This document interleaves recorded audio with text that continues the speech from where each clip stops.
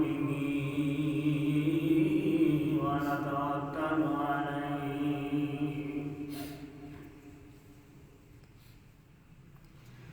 ونعوذ بالله من شرور أنفسنا ومن سيئات أعمالنا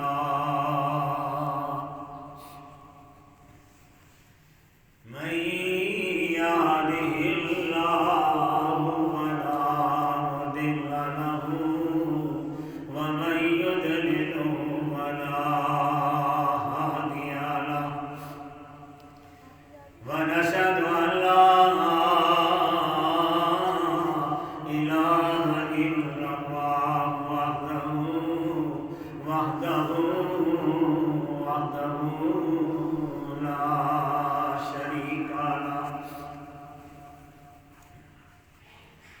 لا شريك له ولا نظير له ولا مثل له ولا مثيل له ولا ضد له ولا ند له ولا إله غيره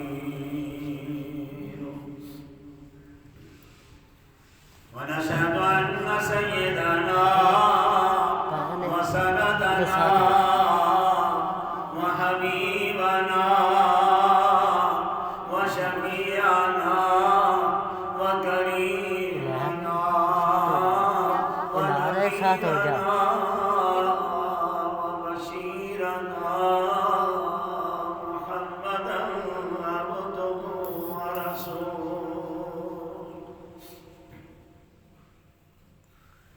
إن الله وملائكته يصلون على النبي يا أيها الذين آمنوا صلوا عليه وسلموا تسليما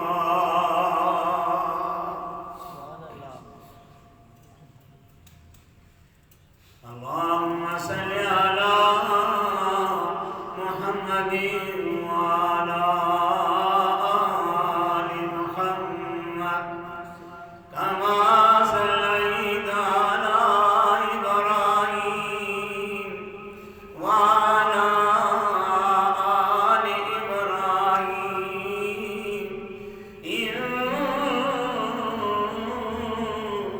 إنك حميد مجيد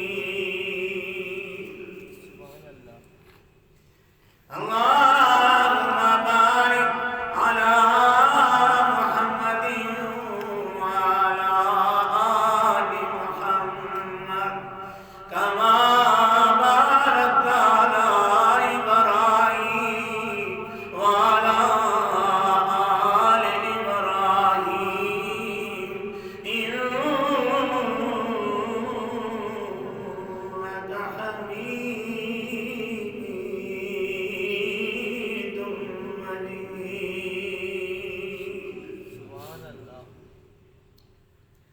أما بعد فأعوذ بالله من الشيطان الرجيم بسم الله الرحمن الرحيم يا أيها الذين آمنوا أطيعوا الله وأطيعوا الرسول لعلكم ترحمون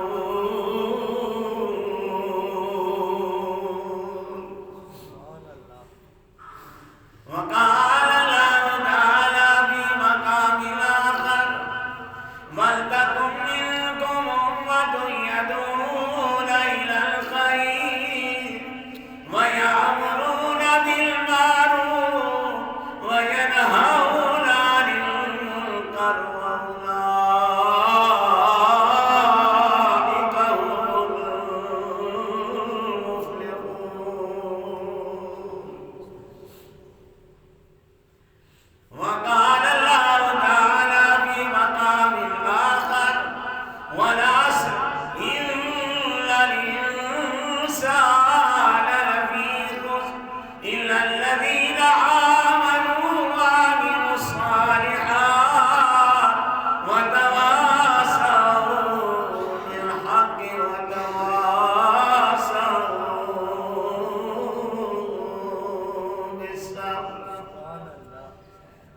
النبي صلى الله عليه وسلم إنما الأعمال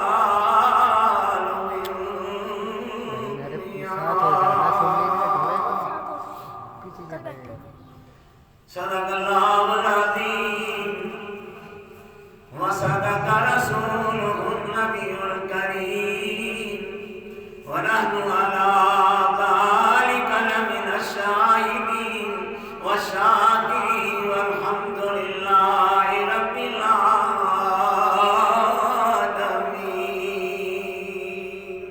سبحان الله. سعادت قرآن پڑھنا کوئی منے یا نہ منے او دوئی جہاں مارا وسیع جڑا حد قرآن دینا. ایک دو دن دی زندگانی ہے، ایک دو دن دی زندگانی ہے، نہ اتنا چھل چھل کے پھر کیوں مستی کر رہے ہیں لوگ؟ یہ راستہ ہے آنے جانے کا، اے نوجوان سنبھل سنبھل کے چل.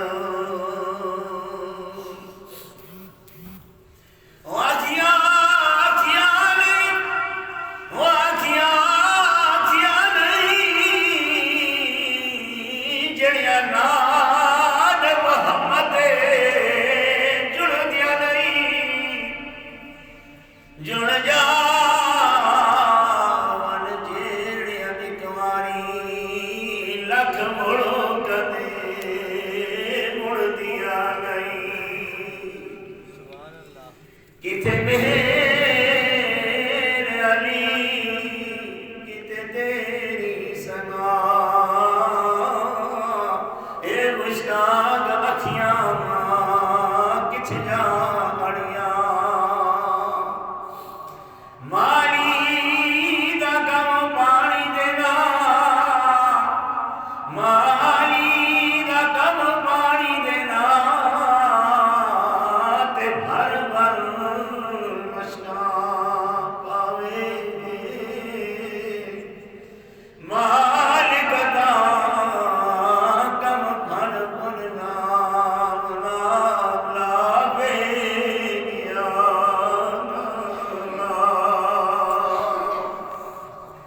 اس دن تین بھول ویسی مغروری تیری، جس دن کملی والا کہہ دے سی امت نہیں میری.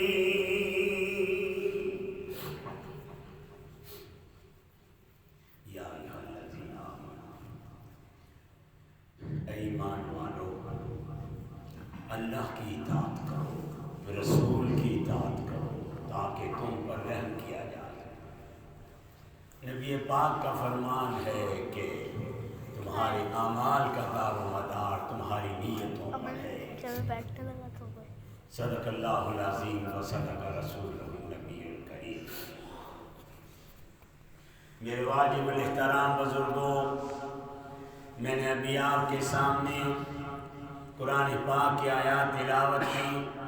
سرور کائنات، فخر موجودات، ساقی کوثر، رہبر و رہنما، بدر الدجا، شمس الضحیٰ، احمد مجتبیٰ، محمد مصطفیٰ صلی اللہ علیہ وسلم کا پیغام پڑھ کر سنایا. رب العالمین سے دعا ہے کہ رب العالمین مجھے احسن طریقے سے بیان کرنے کی اور آپ کو سننے کی توفیق عطا فرمائے. انسان ہونے کی بنا پر غفور رحیم، اگر مجھ سے کوئی غلطی ہو جائے یا سامعین کے سننے میں کوئی خطا سرزد ہو جائے تو اے غفور رحیم ہماری غلطیوں کو معاف فرما. میرے بیان کر لینے کے بعد، سامعین کے سننے کے بعد خدایا ہم سب کو اس پر عمل کرنے کی بھی توفیق عطا فرما. دعائے الفاظ کے بعد مختصر سے وقت کے لیے جو میں نے اپنی تقریر کا موضوع رکھا ہے وہ قرآن پاک کی آیات سن کر ہی آپ سمجھ گئے۔ محمدی مسجد والوں، ہمارے دو قسم کے سال شروع ہوتے ہیں، ایک قمری سال اور ایک شمسی سال۔ یہ شمسی جو شروع ہونے لگا ہے، کل انشاءاللہ نئے سال کی ابتدا ہو رہی ہے، یعنی 20-22 کی ہو رہی ہے۔ اور مسلمانوں کے لیے دوسرا جو ہے وہ محرم سے شروع ہوتا ہے، جو سلسلہ 12 مہینوں کا چل رہا ہے۔ یہ دونوں سال جس بھی اہمیت کے رکھتے ہیں، صرف آج میں آپ کو مختصر لمحوں کے لیے بتانا چاہتا ہوں۔ محمدی مسجد والوں، میری ایک بات یاد رکھو، یہ زمانے آتے رہتے ہیں، سال آتے جاتے رہتے ہیں، مہینے آتے جاتے رہتے ہیں، دن آتے جاتے رہتے ہیں، لیکن محمدی مسجد والوں، میری ایک بات یاد رکھنا، زندگی کا وہ لمحہ سب سے زیادہ خوبصورت ہوتا ہے جو میرے نبی کی اطاعت میں گزر جاتا ہے۔ سبحان اللہ۔ وہ لمحہ خوبصورت ہے جو میرے نبی کی محبت میں گزرے، وہ دن بڑا خوبصورت ہے جو میرے نبی کے پیار میں گزرے، وہ سال بڑا خوبصورت ہے جس کی ابتدا میرے نبی کی محبت سے شروع کی جائے۔ زمانہ برا نہیں ہوتا، ہم اپنے کرتوتوں سے زمانے کو برا بنا دیتے ہیں۔ اللہ نے ہمیں ماضی کے کئی زمانے دکھائے۔ اللہ نے کہا کہ لوگوں، میرے نبی کے غلاموں، میرے نبی پاک کے ماننے والوں، میرے نبی پاک سے پہلے آنے والے نبیوں کے زمانے دیکھو، میں نے ان زمانوں میں کیا کیا۔ میں نے حضرت نوح کے زمانے کو، اس کی قوم کو، اس کے زمانے میں نے طوفان میں، سیلاب میں غرق کر دیا۔ میں نے قوم لوط کے زمانے کے اندر قوم لوط کو تباہ کر دیا۔ میں نے قوم سمود کے زمانے میں قوم سمود کو تباہ کر دیا۔ میں نے قوم عاد کے زمانے میں قوم عاد کو تباہ کر دیا۔ اللہ ہمیں یہ بتانا چاہ رہا ہے کہ میں نے ان زمانوں میں رہنے والے لوگوں کو کیوں غرق کیا، انہیں کیوں تباہ کیا۔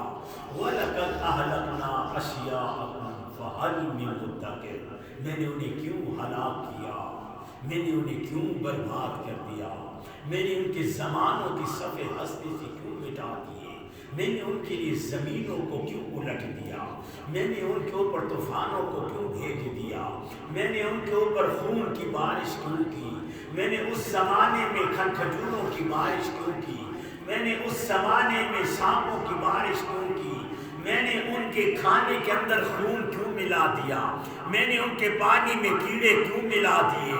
اللہ ہمیں یہی تو قوموں کو سمجھانا چاہ رہا ہے، امت محمدیہ کو بتانا چاہ رہا ہے کہ پچھلے زمانوں کو یاد کرو، پچھلی قوموں کے زمانے کو یاد کرو کہ انہوں نے کیا غلطیاں کی تھی کہ میں نے ان کی شکلوں کو بدل دیا، انہوں نے کیا گناہ کیے تھے، میں نے ان انسانوں کی صورتوں کو بندروں میں تبدیل کیا۔ قرادۃ خاسئین، قرآن کہہ رہا ہے قرادۃ خاسئین، میں نے انسانوں کی شکلوں کو بندروں میں تبدیل کر دیا۔ کیوں کیا؟ اللہ نے انسانوں کو بندر کیوں بنایا؟ اللہ تعالیٰ نے اس قوم کو کیوں تباہ کیا؟ اللہ تعالیٰ نے گزشتہ زمانے کی امتوں کو کیوں برباد کیا؟ ان زمانوں کو کیوں تباہ و برباد کر دیا؟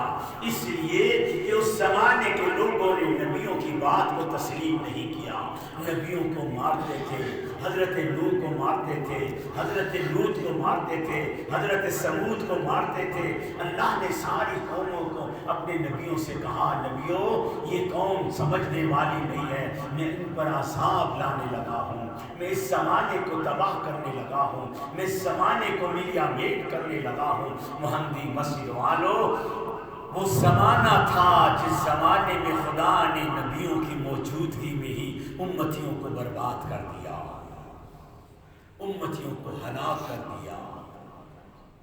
اللہ ہمیں یہ سمجھانا چاہ رہا ہے کہ میرے نبی کی امتیوں، آؤ میرے نبی کا زمانہ دیکھو، میرے نبی کا وہ وقت دیکھو، میرے نبی کے زمانے کے لمحے دیکھو۔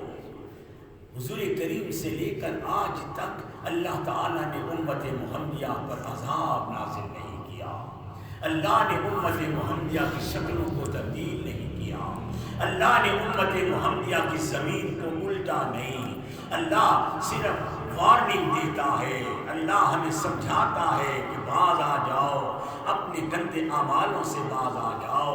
اللہ تعالیٰ نے زمانے کی قسم کھا رکھی ہے، تو زمانہ معتبر ہوتا ہے جس کی خدا قسم کھا رہا ہے۔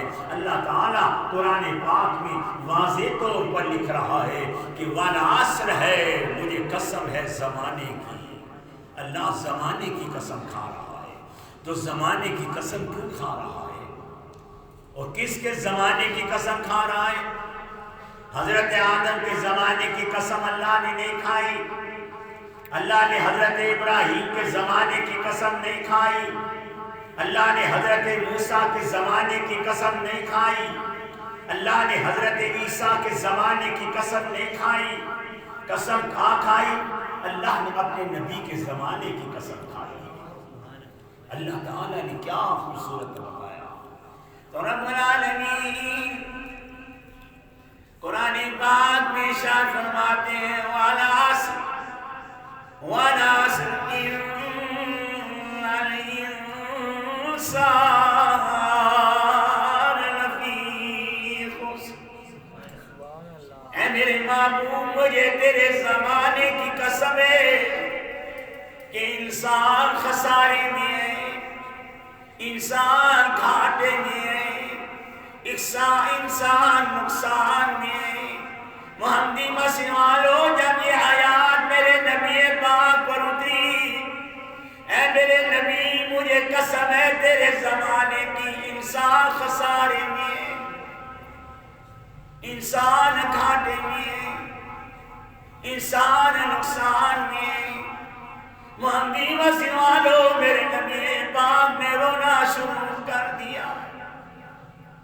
یہ پہلی آیات تھی جس پر میرے نبی نے رونے لگ پڑے، میرے نبی کی آنکھوں میں آنسو آنے لگے۔ اللہ نے جبرائیل کو بھیجا، جبرائیل جی رب جلیل جاؤ میرے حبیب کے پاس، میرے حبیب سے پوچھو کہ میرے حبیب میں نے یہ قرآن تیری طرف اتارا ہے، میں نے آیات تیری طرف اتاری ہے، اس آیات کو سن کر آپ نے رونا کیوں شروع کر دیا؟ کیوں آپ کی آنکھوں میں آنسو آ گئے؟ ایک خوبصورت بات بتانے لگا۔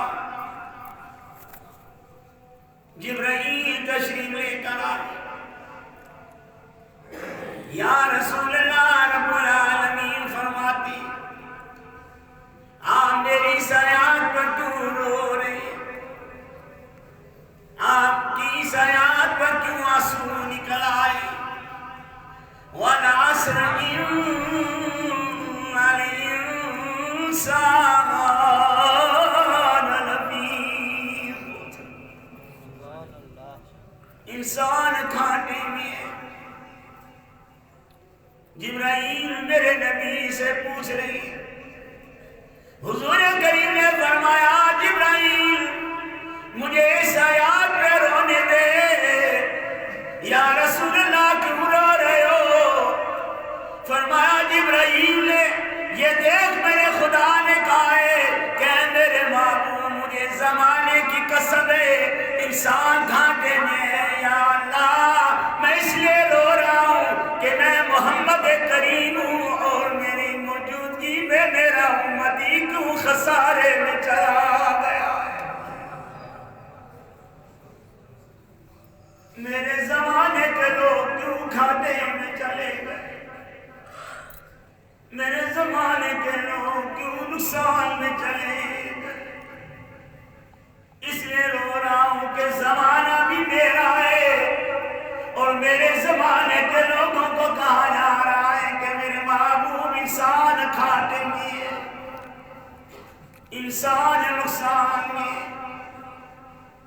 جبرائیل چلے گئے، اللہ نے تسلی دی، جا جبرائیل میرے نبی سے فرماؤ کہ میرے نبی خسارے میں وہ ہوگا جو آپ کی بات نہیں مانے گا، میں نے تو ان کو بڑا مقدروں والا بنایا ہے، اِلَّا الَّذِينَ آمَنُوا وَعَمِلُوا الصَّالِحَاتِ وَتَوَاصَوْا بِالْحَقِّ وَتَوَاصَوْا بِالصَّبْرِ۔ جو آپ پر ایمان لائے گا وہ گھاٹے میں نہیں، جو اچھے اعمال کرے گا وہ گھاٹے میں نہیں، جو قرآن پڑھے گا وہ گھاٹے میں نہیں، جو میدان کربلا میں حسین جیسا صبر کرے گا وہ گھاٹے میں نہیں، صبر کرنے والا گھاٹے میں نہیں، حق بات کرنے والا خسارے میں نہیں، قرآن پڑھنے والا خسارے میں نہیں، نمازیں پڑھنے والا خسارے میں نہیں، خسارے میں وہ ہے جو میرے نبی سے دور ہو گئے اور جو میرے نبی کے ساتھ جڑ گئے۔ اللہ کہتا ہے اِنَّ لِلْمُتَّقِينَ مَفَازًا حَدَائِقَ وَأَعْنَابًا وَكَوَاعِبَ أَتْرَابًا وَكَأْسًا دِهَاقًا لَا يَسْمَعُونَ فِيهَا لَغْوًا وَلَا كِذَابًا جَزَاءً مِّن رَّبِّكَ عَطَاءً حِسَابًا رَّبِّ السَّمَاوَاتِ وَالْأَرْضِ وَمَا بَيْنَهُمَا الرَّحْمَٰنُ لَا يَمْلِكُونَ مِنْهُ خِطَابًا۔ نہیں، مہندی مسجد والوں اپنی زبانوں کو جنبش دیا، پورا ہفتہ خاموش ہو کے ہو، پورا ہفتہ دنیا کی بکھیڑوں میں زبانوں کو چلاتے ہو، اللہ کا قرآن آئے اپنی زبان کے سبحان اللہ کہا کرو، آکے اللہ کے فرشتے قیامت کے دن گواہی دے، اللہ جب تیرے نبی کا ذکر ہو رہا تھا تو تیرے نبی کے ذکر پہ لوگ سبحان اللہ کہہ رہے ہیں۔ یہ زندگی کے لمحے ہمارے دل کمزور ہو گئے، ہمارے اندر وہ عدل چلا گیا، کمزور پڑ گئے، زمانے کے خسارے میں ہم جا رہے ہیں۔ تو آؤ مہندی مسجد والوں، ہم فائدے میں کس صورت میں رہیں گے جب ہم نبی کے نقش قدم پر چلیں گے، نبی کی اتباع کریں گے، اپنے اندر عدل قائم کریں گے، اپنے اندر انصاف پیدا کریں گے، اپنے کردار کو درست کریں گے، اپنے آپ کو سچا نبی کا غلام بنائیں گے، اپنے آپ کو نبی کے عشق کے اندر مبتلا کر دیں گے، تو اللہ تعالیٰ ہر زمانہ ہمارے لیے بہتر بنا دے گا۔ ہمارے اندر وہ انصاف کا پہلو ختم ہو گیا، دنیا کے بکھیڑوں میں پڑ گئے، ہائے محبت کے بکھیڑوں میں پڑ گئے، ہم نے نقصان کر بیٹھا اپنی زندگیوں کے اندر۔ مہندی مسجد والوں، یاد رکھنا یہ دنیا کا پیار وقتی ہوتا ہے، لوگوں کا پیار وقتی ہوتا ہے، رشتہ داروں کا پیار وقتی ہوتا ہے۔ ایک نوجوان جو تھا وہ اللہ کے ولی کے پاس آیا، اور اللہ کے ولی کے پاس آیا اور اس نے ایک یہ بات تھی، اور ایک اور زمانے کی بات سناتا ہوں کہ اللہ کے ولی لوگوں کی اصلاح کیسے کرتے تھے، اللہ کے ولی لوگوں کو سمجھانے کیسے تھے، اللہ کے ولی کیسے لوگوں کو نقصان سے بچاتے تھے، اللہ کے ولی کیسے کہتے تھے کہ آؤ تمہارے لیے راستہ درست نہیں ہے۔ ایک اللہ کے ولی کے گھر میں چور داخل ہو گیا، اور اللہ کے ولی کے بار گئے ہوئے تھے، چور آیا، اللہ کے ولی کے گھر تو کچھ ہوتا نہیں، لیکن جو کچھ تھا اس نے سمیٹنا شروع کر دیا، سمیٹ کر ایک گٹھڑی کے اندر بند کیا، اور گٹھڑی بند کر کے کندھے پہ رکھا ہی تھا، باہر نکلنے لگا کہ اللہ کے ولی دروازے پر پہنچ کر اسے پکڑ لیا۔ اب یہ میں آپ کو زمانے کے ساتھ ان لمحوں کی بات سمجھانے لگا ہوں کہ لوگوں کو سمجھانے کا طریقہ کیا ہوتا ہے۔ گالی دے کے سمجھاؤ گے وہ کبھی نہیں سمجھے گا، ارے دنیا داروں سے دین کی بحث کرو گے وہ کبھی نہیں سمجھے گا. بحث کے اندر اپنا ٹائم ضائع کرنے کے بجائے، لوگوں کے نکتہ چینی کرنے کے بجائے اپنے اندر کی نکتہ چینی کرو کہ یارو میرے اندر کیا گناہ ہے، میرے اندر کیا غلطیاں ہیں. کیونکہ قبر کے اندر میں نے اکیلے نے جواب دینا ہے، کسی اور نے آ کر میری طرف سے کوئی جواب نہیں دینا. نہ میری ماں نے آ کر میرا جواب دینا ہے، نہ والد نے آ کر جواب دینا ہے، نہ بھائیوں نے آ کے جواب دینا ہے، نہ دوستوں نے آ کے جواب دینا ہے، نہ رشتہ داروں نے آ کے میری قبر میں آ کر میری حمایت کرنی ہے، میرے سوالوں کا جواب دینا ہے. تو جب مجھے تنہا سوالوں کا جواب دینا ہے تو تنہا رہ کر اپنے آپ کو دیکھا کرو کہ ہم نے کہاں پہ غلطیاں کی ہیں، ہمارا کہاں پہ گناہ ہو رہا ہے، ہمارے اندر کے کرتوت کہیں ہماری قبر میں کیڑے تو نہیں پیدا کر رہے. یہ ساری چیزیں ہمیں سوچنی ہوگی. اللہ کے ولی نے چور کو پکڑ لیا اور پکڑ کے اندر لے گئے.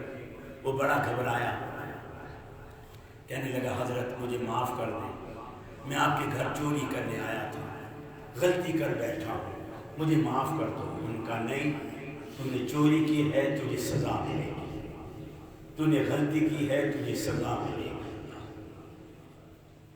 وہ ڈر گیا، معافیا مانگ لیا. ان کا نہیں، سامان ادھر رکھو اور میں تمہارے کو سزا دینے لگا ہوں، اس سزا کے لیے تیار ہو جاؤ. اللہ کے ولی نے چور کو کیا سزا دی، اس غلطی کرنے والے کو کیا سزا ملی. آئیے میں آپ لوگوں کو، آپ محمدی مسجد والوں کو یہ بات سمجھانے لگا ہوں کہ طریقہ کیا ہوتا ہے لوگوں کو اپنی طرف لانے کا. اخلاق سے، پیار سے، محبت سے، لڑائی جھگڑے سے کوئی آپ کے قریب نہیں آئے گا. نفرت کرو گے کوئی قریب نہیں آئے گا. محبت کرو گے، یاد رکھو گندی مکھی کو کوئی آپ کے جسم پہ نہیں بیٹھنے دیتا. گندی مکھی آ جائے آپ اسے بھگا دیتے ہو، لیکن ایک شہد کی مکھی تیار کرتی ہے، وہ شہد تیار کرتی ہے، وہ آپ کے دسترخوان کی وہ شہد زینت بن جاتا ہے. ایک مکھی وہ جو شہد پیدا کر رہی ہے، پھولوں سے رس چوستی ہے، پھولوں سے رس چوس کر آپ کے لیے جناب بہترین شہد تیار کرتی ہے. ایک گندی مکھی ہے جو گندگی کے ڈھیر پہ بیٹھ کر آپ کے لیے غلاظت کے سامان اکٹھے کرتی ہے. تو یہی ہمیں سمجھایا گیا کہ اپنے اسلام کو شہد کے پھولوں کی طرح رکھو، کیونکہ شہد کے پھولوں کا جتھا جب آپ کے اندر مٹھاس پیدا کرے گا تو نفرتیں کرنے سے آپ سمجھیں کہ آپ نبی کے غلام کو اپنے سے دور کر رہے ہو، دین سے دور کر رہے ہو، قرآن سے دور کر رہے ہو. پیار محبت سے ہر ایک کو قریب لایا کرو. اللہ کے ولی نے یہی تو اس کے ساتھ کیا. چور کو کہا چلو تمہاری سزا شروع ہوتی ہے. وہ گھبرا گیا، بیٹھ گیا، کہنے لگا جی ٹھیک ہے، آپ مجھے جو سزا دینا چاہتے ہو سزا دو. اللہ کا ولی کیا خوبصورت اصلاح کر رہا ہے، کیا خوبصورت تبلیغ کر رہا ہے، کیا خوبصورت سمجھانے کا طریقہ اللہ کے ولی نے اس نوجوان کو کیسے سمجھایا. وہ نوجوان بیٹھ گیا،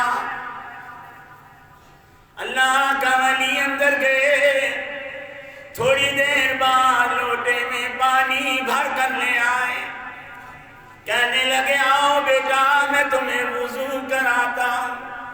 اللہ کے ولی چور کے ہاتھ دھلا رہا ہے. اللہ کا ولی کہہ رہا ہے کلی کرو. اللہ کے ولی نے اس کے چہرہ دھلوایا، اسے پورا وضو کرایا. جب وضو کر لیا پھر اس کے لیے مصلی بچھا کر کہنے لگے نوجوان صرف 2 رکعتیں پڑھ لے، تیری سزا پوری ہو جائے گی، میں تجھے معاف کر دوں گا. سبحان اللہ. اللہ کے ولی نے چور کو مصلی پہ کھڑا کر دیا. 2 رکعتیں پڑھ لے، تیری سزا معاف ہو جائے گی، تیری غلطی معاف ہو جائے گی.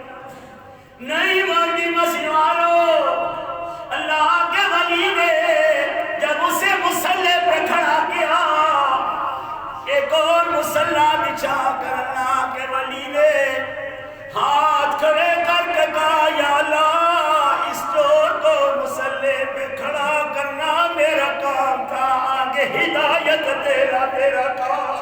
سبحان اللہ. ہدایت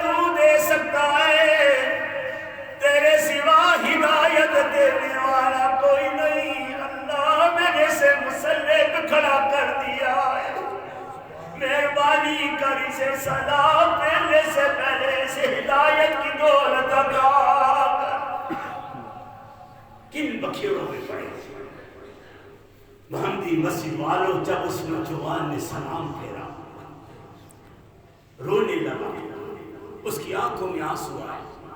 چور رو رہا تھا، چور رونے کے بعد کیا بات کر رہا ہے یہی میں آپ کو بتانے لگا۔ اللہ کے ولی نے اس چور کو مسلح پہ کھڑا کیا، چور نے سلام پھیرا، رو کر کہنے لگا اے اللہ کے ولی، میں نے ساری زندگی چوریاں کی، میں نے ساری زندگی ڈاکے ڈالے، خدا کی قسم مجھے ان چوریوں میں اتنا مزہ نہیں آیا ہے جتنا آج مجھے سجدے میں روتے ہوئے مزہ آیا ہے۔ سبحان اللہ۔ ربنا ظلمنا انفسنا وان لم تغفر لنا وترحمنا لنكونن من الخاسرين۔ سبحان اللہ۔ آؤ زمانوں کو برا کہتے ہو، اپنے آپ کی خود اصلاح کرنی۔ بدلتے زمانوں کے ساتھ ہمیں اپنی زندگی کے نظام کو بدلنا ہوگا، اپنے آپ کو بدلنا ہوگا، اپنی زندگی کے ساتھ انصاف کرنا ہوگا۔ میرے نبی کے زمانے کے صحابہ کی بات سناؤ، آپ حیران ہو جائیں گے کہ اللہ تعالیٰ نے میرے نبی کے زمانے کے صحابہ کا مقام کیا بنایا، ابو بکر کا مقام کیا بنایا، فاروق اعظم کا مقام کیا بنایا، عثمان غنی کا مقام کیا بنایا، حضرت علی کا مقام کیا بنایا، حضرت بلال کا مقام کیا بنایا۔ یہی تو اللہ کا رسول ہمیں سمجھانے آئے ہیں کہ لوگوں اپنے اندر کفایت ساری پیدا کرو، اپنی زندگی میں انصاف پیدا کرو۔ نبی کے زمانے کے انصاف کی بات کروں، حضرت فاروق اعظم کے زمانے کی بات سنا کہ حضور کریم کے زمانے کے صحابہ کا مقام کیا تھا، ان کا رتبہ کیا تھا، ان کا انصاف کیسا ہوتا تھا، ان کی عدالتیں کیسی ہوتی تھی، ان کا زمانہ کیسا تھا۔ آج کا زمانہ دیکھو، اس زمانے کی بات سنانے لگا ہوں جہاں ریاست مدینہ تھی، وہ حقیقت ریاست مدینہ تھی، اس کے حکمران کیسے تھے، وہ کیسے حکمرانی کیا کرتے تھے۔ حضرت فاروق اعظم رضی اللہ تعالیٰ عنہ مسجد نبوی کے دروازے کے قریب سے گزرے، گلی سے گزرے، وہاں ایک پرنالہ لگا ہوا تھا اور اس پرنالے کا پانی جو ہے وہ مسجد نبوی کے صحن میں گرتا تھا۔ فاروق اعظم کے پاس سارے نمازی آئے، کہنے لگے امیر المومنین، یہ پرنالے کی وجہ سے یہ مسجد نبوی میں گرتا ہے، اس پرنالے کی وجہ سے ہمارے کپڑے پلیت ہو جاتے ہیں، پھر ہمیں نئے تبدیل کرنے پڑتے ہیں۔ فاروق اعظم نے کہا اس پرنالے کو توڑ، ختم کر دو اس پرنالے کو، اور صحابہ نے پرنالہ توڑ دیا، پرنالہ ختم ہو گیا، بات آئی گئی ختم ہو گئی۔ شام کی وقت ہوا تو نبی پاک کے چچا تھے حضرت عباس رضی اللہ عنہ، وہ ان کا گھر تھا اور ان کے گھر کا پرنالہ مسجد نبوی کے صحن میں گرتا تھا۔ جب آئے دیکھا کہ ان کے گھر کے چھت کا پرنالہ ٹوٹا پڑا، انہوں نے صحابہ سے پوچھا، صحابیوں یہ میرے گھر کا پرنالہ کون توڑ گیا؟ صحابہ نے کہا کہ اے عباس، آپ کے گھر کا پرنالہ کسی معمولی شخصیت نے نہیں توڑا، 44 لاکھ مربع میل کے حکمران فاروق اعظم نے توڑا۔ ہم نے کہا اچھا، امیر المومنین نے میرے گھر کا پرنالہ میری بغیر اجازت توڑ دیا؟ یہ ہے میرے نبی کے زمانے کا سلسلہ، میرے نبی کی تربیت یافتہ لوگوں کا میں آپ کو بتانے لگا ہوں کہ میرے نبی کے زمانے کے تربیت یافتہ صحابہ کا مقام کیا تھا، ان کا رتبہ کیا تھا۔ وہ بھی جو نبی کے غلام تھے، نبی کے غلام بن کر اللہ نے ایسے صحابہ پر اپنے فرشتوں کو کیسے نازل کیا تھا، یہی تو آج میں آپ کو بتانے لگا ہوں۔ فرمایا کہ امیر المومنین نے آپ کے گھر کا پرنالہ توڑا ہے۔ حضرت عباس نے کیا کیا؟ سیدھا گھر جانے کے بجائے قاضی کی عدالت میں قاضی سے کہا قاضی صاحب فاروق اعظم نے میرے گھر کا پرنالہ میری بغیر اجازت کے توڑا۔ اچھا بلاؤ امیر المومنین۔ یہ وہ عدالتیں تھیں جو حاکم وقت کو بلایا کرتی تھی، یہ وہ ریاست مدینہ تھی جہاں حاکم وقت کو طلب کیا جاتا تھا۔ 44 لاکھ مربع میل کے حکمران حضرت فاروق اعظم کو قاضی نے اپنی عدالت میں طلب کر لیا۔ فاروق اعظم عدالت میں پہنچ گئے۔ فاروق اعظم کو قاضی نے کہا امیر المومنین ابھی تم امیر المومنین نہیں ہو، فاروق اعظم بن کر آئے ہو، کھڑے ہو جاؤ اس کے ٹہرے کے۔ یہ کوئی کہانی نہیں سنا، وقت ہو رہا ہے، میں آپ کو ایک بات سمجھا دے رہا ہوں۔ حضرت فاروق اعظم عدالت میں پہنچ گئے۔ قاضی صاحب نے کہا کہ فاروق اعظم، اے عمر، قاضی صاحب نے کہا ہے عمر تیرے خلاف درخواست آئی ہے، حضرت عباس نے تیرے خلاف درخواست دی ہے۔ فاروق اعظم کہنے لگے میں نے کیا کیا ہے؟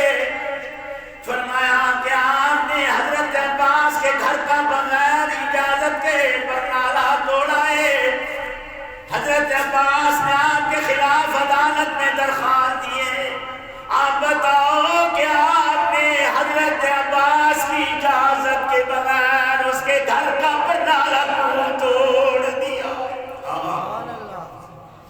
کیوں توڑا؟ جواب دو۔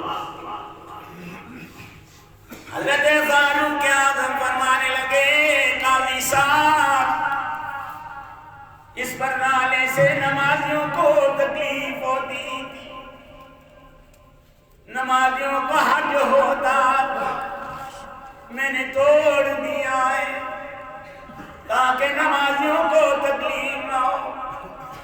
حضرت عباس فرمانے لگے قاضی صاحب یہ ٹھیک ہے کہ نمازیوں کو اگر تکلیف ہو رہی تھی، فاروق اعظم کو چاہیے تھا میرا انتظار کرتے، میرے سے اجازت لے کر پرنالے کو توڑتے، میری بغیر اجازت اس پرنالے کو کیوں توڑ دیا؟ حضرت فاروق اعظم نے کہا اے عباس میں نے پرنالہ اس لیے توڑا، میں نے اپنی ذات کے لیے نہیں توڑا، میں نے تو نمازیوں کی خاطر توڑا کہ نمازیوں کو تکلیف ہو رہی تھی، اس لیے مجھے توڑنا پڑا۔ میں نے کہا اچھا ذرا سے پرنالے ٹوٹنے پر اے عباس تم عدالت پہنچ گئے ہو یار، تم نے کتنا میرے خلاف درخواست لے کر آ گئے ہو عدالت میں۔ سنو حضرت عباس نے کیا خوبصورت بات کی کہ حضرت فاروق اعظم کی چیخ نکل گئی، حضرت فاروق اعظم رونے لگے۔ وقت ہو رہا ہے محمدی مسجد والوں، یہ بات مکمل آپ کو سنا کر آپ کا ایمان تازہ کرنا چاہتا ہوں کہ انصاف کیا ہوتا ہے۔ حضرت فاروق اعظم نے کہا عباس مجھے بتاتے میں آپ کو عدالت میں آنے کی کیا ضرورت تھی؟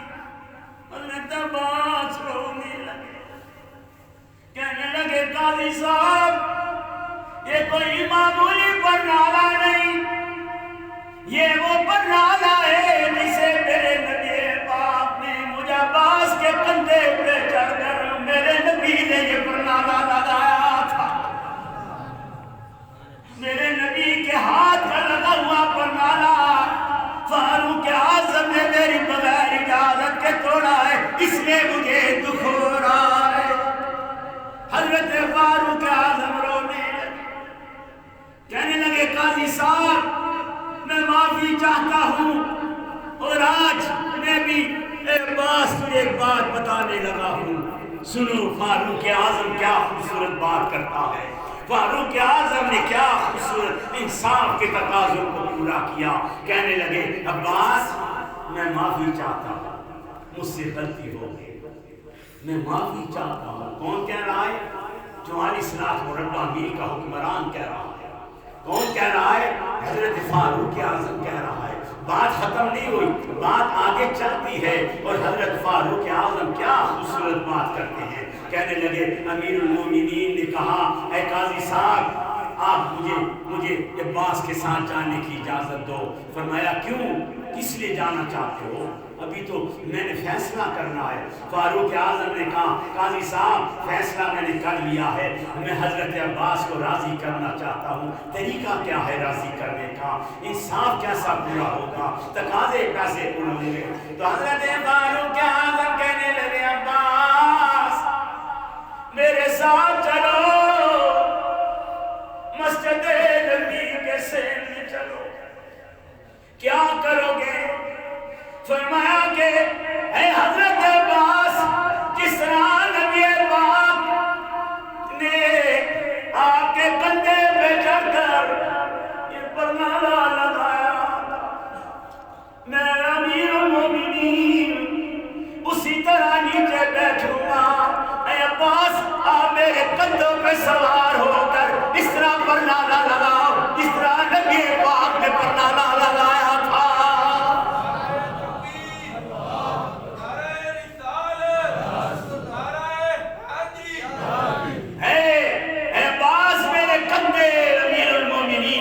پہ بیٹھ کر پرنامہ لگاؤ، ایسے لگاؤ جس طرح نبی پاک نے لگایا تھا۔